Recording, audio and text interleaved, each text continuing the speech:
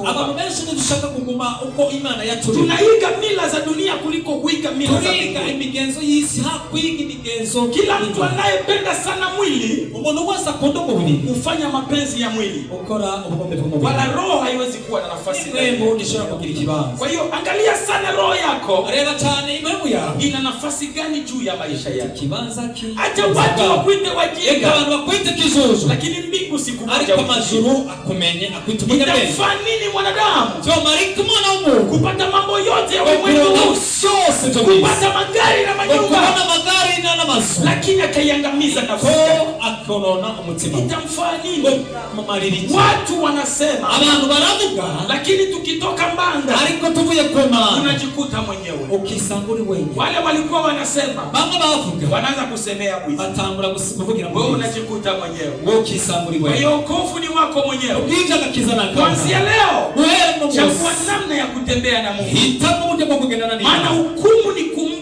Kuko umanza ni kumuntu. Wale ambao waliokuhimiza banja bagusuri. Hautamuona usomona nume. Hata umoja nume ntuzamubona. Marafiki wanaonekana wakati ambapo vitu viko baboneka mu gihe hari bi. Lakini pitia shida. Ariko tamu bibasa. Hata wale wa karibu na wapigia simu.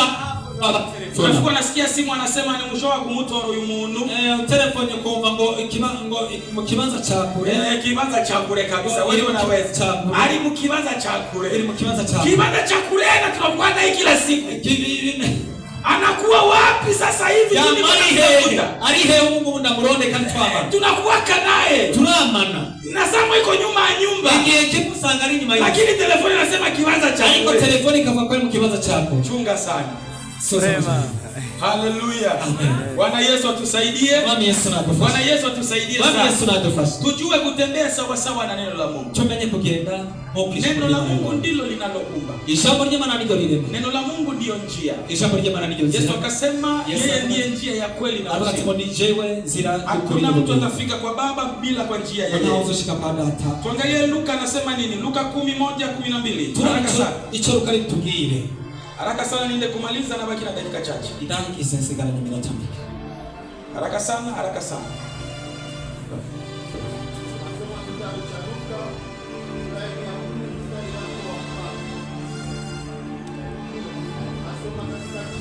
Tunasoma mizina ya Yesu Kristo. Luka 10 mstari wa kwanza. Shuka mara moja. Ndio. Baada ya hayo, Bwana aliweka na wengine 70. akawatuma wawili wawili. Ndio.